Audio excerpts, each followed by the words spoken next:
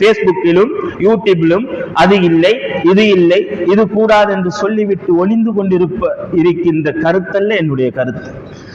நான் பேசுகின்ற வார்த்தைகளுக்கு இல்ல நீங்க சொல்றது இது இப்படி இருக்குது, ஹதீஸ்ல இப்படி இருக்குதுண்டா தாராளமாக யாரும் பேசலாம். இது உங்களுக்கு விடுகின்ற சவால் அல்ல, இன்று மார்க்கத்தை குழப்புகின்ற ஃபசாதுக்காரர்களுக்கு விடுகின்ற சவால்.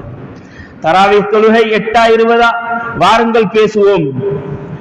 சௌமகதின் அன்னாதாஇ ஃபர்தி ரமலான் நியத்து வைக்கிறது இருக்கா இல்லையா, வாருங்கள் பேசுவோம்.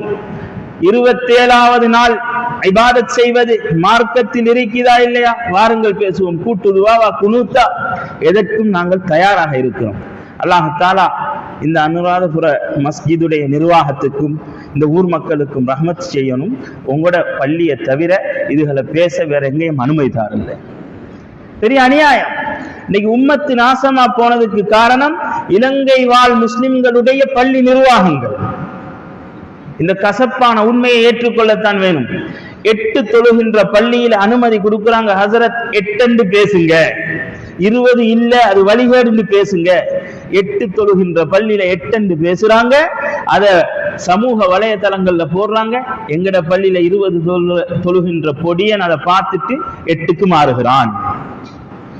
குனூத்து ஓதாத பள்ளியில குனூத்து பிதஅத் என்று பேசுங்க, அதை பேசுறாங்க. அவங்களோட பள்ளியில் அனுமதி கொடுப்போம் உலமாக்கள், அவங்களுடைய உலமாக்கள் அதை சமூக வலைதளங்கள்ல போடுறாங்க.